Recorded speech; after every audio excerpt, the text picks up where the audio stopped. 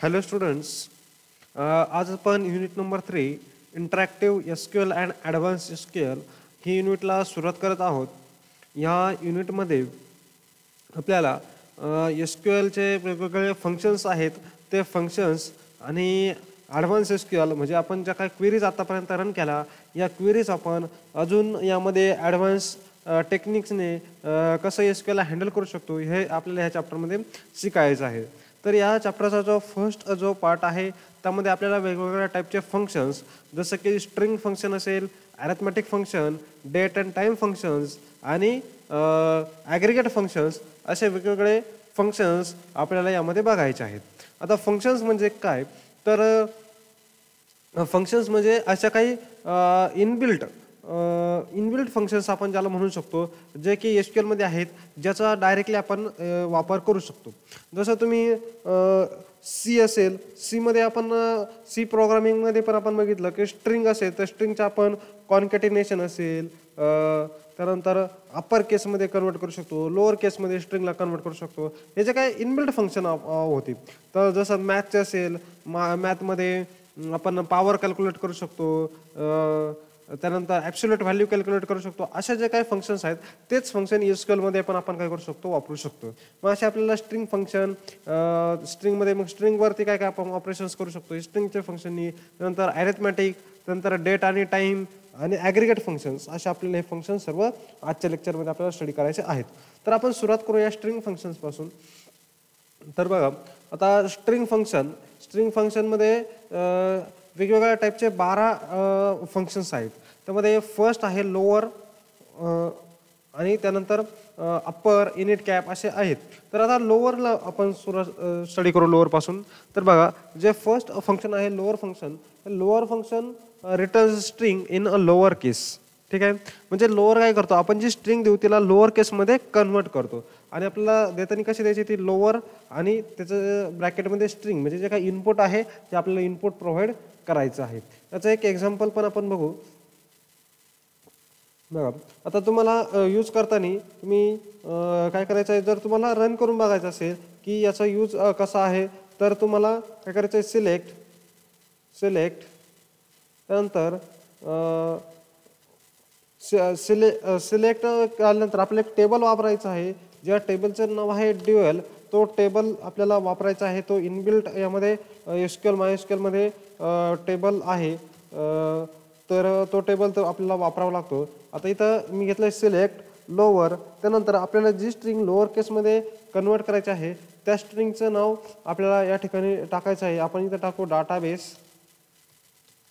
ठीक आहे, डाटाबेस हे ॲज अ एक्झाम्पल आपण घेतलं आहे. त्यानंतर टाकायचं आहे फ्रॉम, त्यानंतर आपल्याला टाकायचं आहे फ्रॉम आणि ड्युअल. ओके, ड्युअल हा एक टेम्पररी टेबल आहे जो की आपण आपले स्ट्रिंग फंक्शन्स आपल्याला एक्झिक्यूट करून बघण्यासाठी आपण वापरत असतो. ठीक आहे, मग आता select lower database from dual. आता ही डाटाबेस जी स्ट्रिंग आहे ती कॅपिटलमध्ये घेतली आहे, ती लोअर केसमध्ये कन्वर्ट होणार आहे.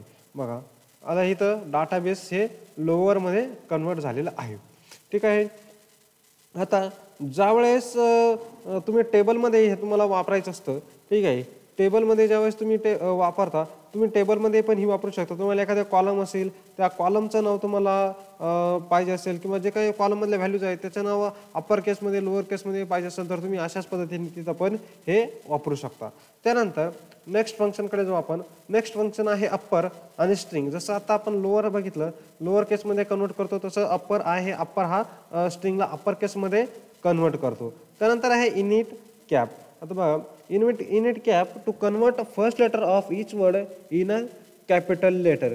बघा, ज्यावेळेस आपण इनिट कॅप करतो, इनिट कॅपमध्ये काय होतं की जो आपण नाव स्ट्रिंग प्रोव्हाइड केलेली आहे त्या स्ट्रिंगचं फर्स्ट लेटर हे कॅपिटलमध्ये आपल्याला भेटत असतं. आपण याचं एक एक्झाम्पल बघू. बघा, या ठिकाणी आपण देऊ इनिट कॅप आपण या ठिकाणी दिलेला आहे. Okay, init cap that means initial letter काय येणार आहे, कॅपिटल मध्ये येणार आहे. याचं चेक करू.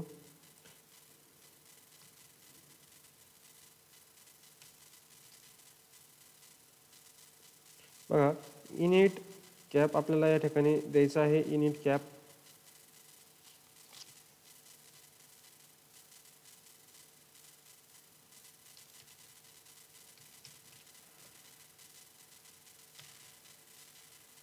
आणि SQL व्हर्जनला अवेलेबल नसेल इनिट कॅप, त्यामुळं कदाचित येत नसेल किंवा आपण याला टेबलवरती पण वापरून बघू शकतो.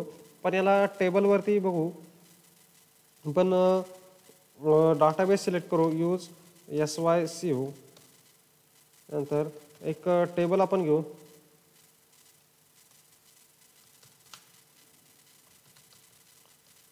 टेबल EMP नावाचा टेबल आहे आपल्याकडे, आपण तो टेबल घेऊ. ठीक आहे, EMP टेबल घेतलेला आहे. त्यानंतर आपण आता यामध्ये काय करू की जो नेम हा जो कॉलम आहे त्यावरती आपण काय करू, हा इनिट कॅप आहे त्याला यूज करू. ऑलरेडी आता नाव या ठिकाणी इनिशियल फर्स्ट लेटर इनिशियलच घेतलेलं आहे, त्यामुळे ते आपल्याला भेटणार नाही त्याचं आउटपुट. ठीक आहे, पण अशा पद्धतीने तुम्ही हे इनिट कॅप पण वापरू शकता. त्यानंतर नेक्स्ट आपण फंक्शनकडे जाऊ. नेक्स्ट आहे एलपॅड. बघा आता एलपॅडला आपल्याला एलपॅड, त्यानंतर एक कॅरेक्टर, त्यानंतर त्याचं पोझिशन आणि सेकंड कॅरेक्टर असं द्यायचं आहे. तर आता एलपॅड जो आहे तो काय करतो, आपल्याला returns character 1 left padded to length n with the character specified in character 2. बघा म्हणजे आपण एखादा कॅरेक्टर फर्स्ट एलपॅडला काय करतो, आपण फर्स्ट कॅरेक्टर द्यायचं आहे, नंतर नंबर ऑफ पोझिशन म्हणजे कोणत्या नंबर ऑफ पोझिशनपासून आपल्याला पॅडिंग स्टार्ट करायचं आहे ते नंबर ऑफ कॅरेक्टर द्यायचं आहे, आणि कॅरेक्टर 2 ज्या कॅरेक्टरने आपल्याला पॅडिंग करायचं आहे ते कॅरेक्टर आपल्याला या ठिकाणी द्यायचं आहे. याचं पण आपण एक एक्झाम्पल बघू. सिलेक्ट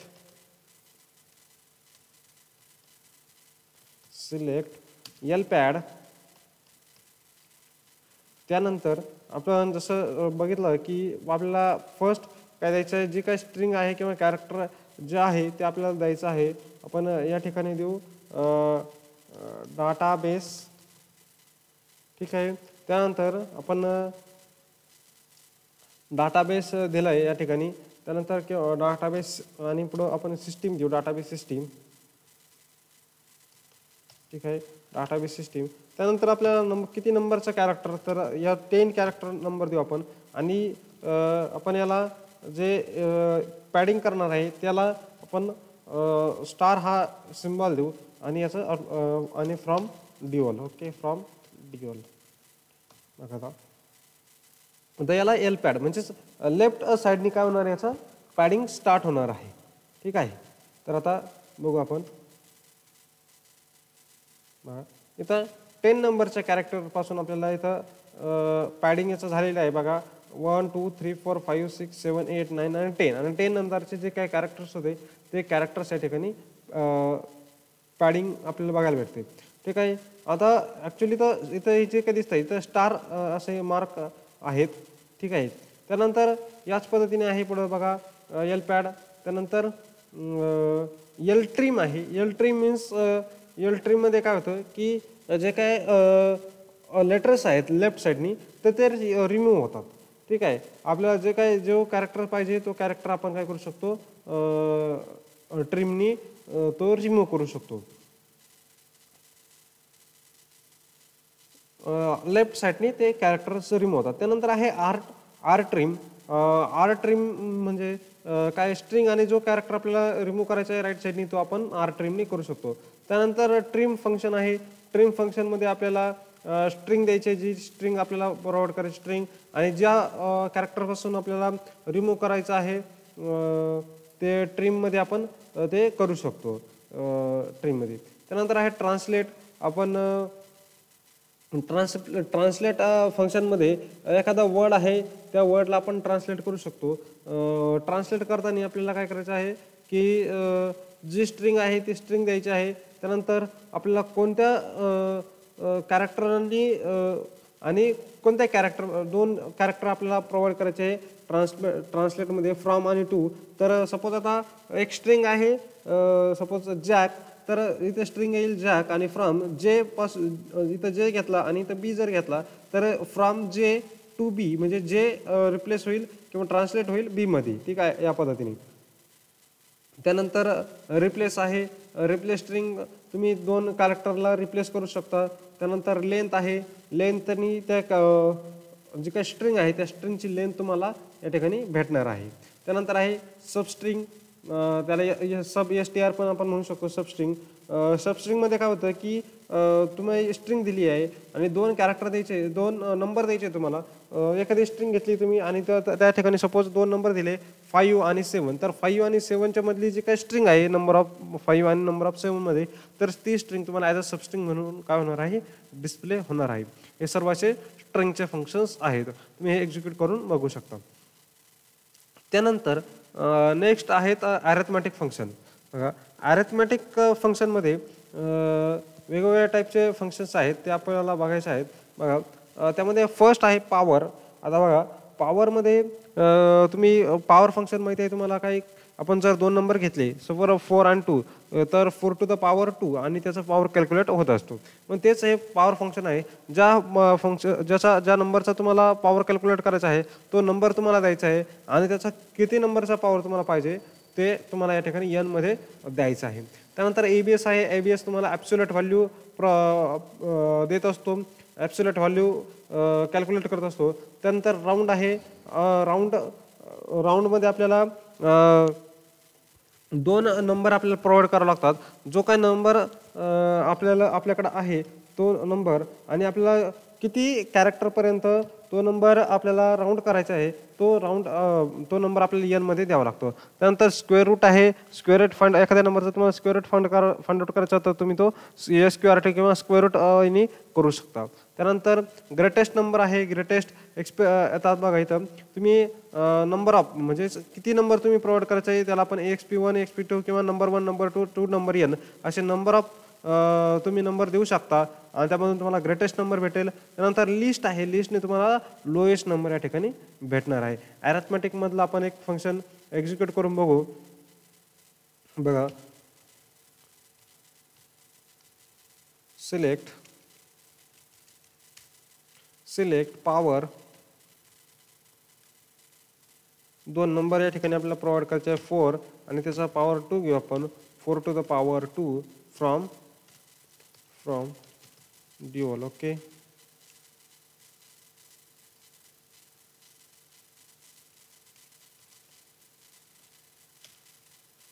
बघा पॉवर 4 टू द 2 16 या ठिकाणी आपल्याला भेटलेला आहे. त्यानंतर आपण एक स्क्वेअर रूटचा पण एक आपण एक्झिक्यूट करू. त्या ठिकाणी घ्यायचं आहे तुम्हाला SQRT आणि आत्ताचं जे बघितलं आपण त्यालाच आपण काय करू की 100 घेऊ, 100. ओके 100चा आपण बघू की स्क्वेअर रूट काय आहे ते. ओके या ठिकाणी आलेलं आहे आन्सर. अशा पद्धतीने तुम्ही करू शकता. त्यानंतर ग्रेटेस्ट आपण रन करून बघू शकतो. Greatest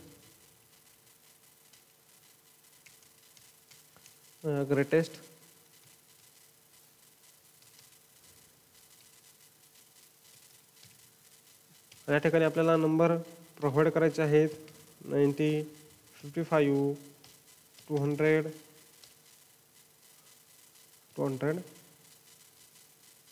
sorry 521. आता आपण यामध्ये एक्झिक्यूट करून बघू. बघा 520 ग्रेटेस्ट नंबर आपल्याला फाइंड आउट झालेला आहे. अशाच पद्धतीने तुम्ही लिस्ट वगैरे हे सर्व फंक्शन्स करून बघू शकता. त्यानंतर नेक्स्ट आहे डेट आणि टाइम फंक्शन. बघा डेट आपण एसक्यूएलमध्ये डेट यूज करू शकतो. बर्थ ऑफ डेट असेल टेबलमध्ये किंवा जॉईनिंग ऑफ डेट असेल, अशा वेगवेगळ्या डेट्स आपण हँडल करत असतो. मग आता डेट आणि टाईम या दोन्ही गोष्टी आपल्या एसक्यूएलमध्ये हँडल करत असताना आपल्याला हे जे काही फंक्शन्स आहेत डेट अँड टाईमचे हे पण आपण त्यामध्ये यूज करू शकतो. त्यामध्ये वेगवेगळे 4 फंक्शन्स आहेत. त्यामध्ये फर्स्ट आहे ॲड मंथ, नेक्स्ट आहे लास्ट डे, त्यानंतर मंथ्स बिटवीन आणि नेक्स्ट डे. तर आपण या प्रत्येक फंक्शनची माहिती घेऊ. ॲड मंथ्स जो आहे तो it returns the day after adding the number of month specified in the function. बघा म्हणजे काय होतं की या ठिकाणी आपण ज्यावेळेस ॲड मंथ असं करतो त्यानंतर आपल्याला सिस्टीम डेट याला दोन पॅरामीटर याला प्रोव्हाइड केला आहे डी आणि एन. तर आपल्याला सिस्टीम डेट आणि जे काय नंबर ऑफ मंथ्स त्या ठिकाणी आपल्याला ॲड करायचं आहे ते आपल्याला या ठिकाणी प्रोव्हाइड करावं लागतं. त्यानंतर आहे लास्ट डे. तर लास्ट डे काय करतं बघा, जी काय मंथची जी काय लास्ट डेट आहे ती आपल्याला लास्ट डेनी प्रोव्हाइड किंवा आपल्याला भेटत असतील. त्यानंतर आहे मंथ्स बिटवीन. मंथ्स बिटवीन बघा D1 आणि D2 म्हणजे डेट 1 आणि डेट 2 अशा 2 डेट आपल्याला या ठिकाणी प्रोव्हाइड करायचे आहेत. त्या 2 डेटामध्ये किती मंथ्स आहेत ते आपल्याला काय होतं की मंथ्स बिटवीन आपल्याला भेटत असतं. त्यानंतर आहे नेक्स्ट डे. त्याला आपल्याला 2 पॅरामीटर द्यायचे आहेत, डेट आणि वीक डे. ठीक आहे. तर डेट आणि वीक डे दिल्यानंतर आपल्याला जो काही फर्स्ट वीक डे आहे तो फर्स्ट डे म्हणजे सपोज मी आजची डेट याला प्रोव्हाइड केली किंवा डेट प्रोव्हाइड केलेली आहे आणि वीक डे कोणता डे आहे, सपोज मंडे. तर आजच्या तारखेनंतर पुढच्या मंडेला कोणती डेट येणार आहे ती नेक्स्ट डेट किंवा नेक्स्ट डे हे फंक्शन प्रोव्हाइड करत असतं. अशा पद्धतीने हे 4 डेट आणि टाईमचे फंक्शन्स होते. त्यानंतर आहे ॲग्रिगेट फंक्शन्स. ॲग्रिगेट फंक्शनमध्ये आहे मीन, मॅक्स, सम, ॲव्हरेज आणि काउंट. ठीक आहे. हे जे फंक्शन्स आहेत तुम्ही टेबलवरती एक्झिक्यूट करू शकता. तर सपोज सॅलरीचा टेबल असेल मग मिनिमम सॅलरी, त्यानंतर मॅक्झिमम सॅलरी, त्यानंतर sum of salary, average of salary आणि त्या कॉलममध्ये किती आहेत हे तुम्ही सर्व यांनी काउंट करू शकता. ठीक आहे. तर आता याचं एक आपण एक्झाम्पल आपण बघू शकतो. आपण इथं या ठिकाणी करू यूज SYCO. मी डाटाबेस चेंज करतो. त्यानंतर आपण या ठिकाणी select star from EMP. Okay. आता आपण काय करू, या ठिकाणी सॅलरी आहे, सॅलरीवरती हे सर्व एक्झिक्यूट करून बघू. सिलेक्ट आता सिलेक्ट मिनिमम आपण फंक्शन घेऊ minimum salary. Okay. Minimum salary column टाकला आहे, मिनिमम सॅलरी फ्रॉम टेबलचं नाव EMP. ओके. बघा आता काय केलं, मिनिमम यामधली मिनिमम सॅलरी कोणाला आहे ते आपल्याला काय ठिकाणी या ठिकाणी किती आहे ते आपल्याला या ठिकाणी प्रोव्हाइड आहे. बघा मिनिमम सॅलरी किती आहे 26 फाइंड आउट झाला आहे. त्याच पद्धतीने आपण काय करू शकतो, इथं मॅक्स पण करू शकतो. मॅक्झिमम सॅलरी बघा 85,000 आहे मॅक्झिमम सॅलरी. ठीक आहे. म्हणजे मीन, मॅक्स, त्यानंतर सम, या सर्वांची सम पण आपण कॅल्क्युलेट करू शकतो की टोटल ही सॅलरी किती होते ते आपण सम पण कॅल्क्युलेट करू शकतो. सम ऑफ सॅलरी आणि त्या ठिकाणी सॅलरी. ओके. बघा टोटल सॅलरी येईल. त्यानंतर आहे ॲव्हरेज सॅलरी पण आपण कॅल्क्युलेट करू शकतो. ॲव्हरेज तर आपल्याला काय करायचं AVG ॲव्हरेज. ठीक आहे. ॲव्हरेज सॅलरी आणि काउंटमध्ये काय होईल की हे टोटल नंबर ऑफ रेकॉर्ड्स किती आहेत ते काय होईल किंवा टोटल नंबर ऑफ किती आहेत ते आपल्याला या ठिकाणी काउंट होईल. बघा नंबर ऑफ व्हॅल्यूज किती आहेत ते काउंट होतं काउंट. ओके. त्याला 8 बघा 8 व्हॅल्यूज आहेत सॅलरीमध्ये. इथं 8 रेकॉर्ड्स आहेत म्हणून या 8 व्हॅल्यूज आहेत. अशा पद्धतीने काय होते हे ॲग्रिगेट फंक्शन पण तुमचे झालेले आहेत. ठीक आहे. आता हे सर्व फंक्शन्स आपण SQLला टेबलमध्ये पण यूज करू शकतो आणि असं आपल्याला ॲज अ प्रॅक्टिस म्हणून आपण फ्रॉम ड्युअलचा पण आपण यूज करू शकतो. ठीक आहे. अशा पद्धतीने तुम्ही हे सर्व फंक्शन्स व्यवस्थित स्टडी करा. यामध्ये जर काही प्रॉब्लेम असेल तर नक्कीच मला विचार. ओके. थँक्यू.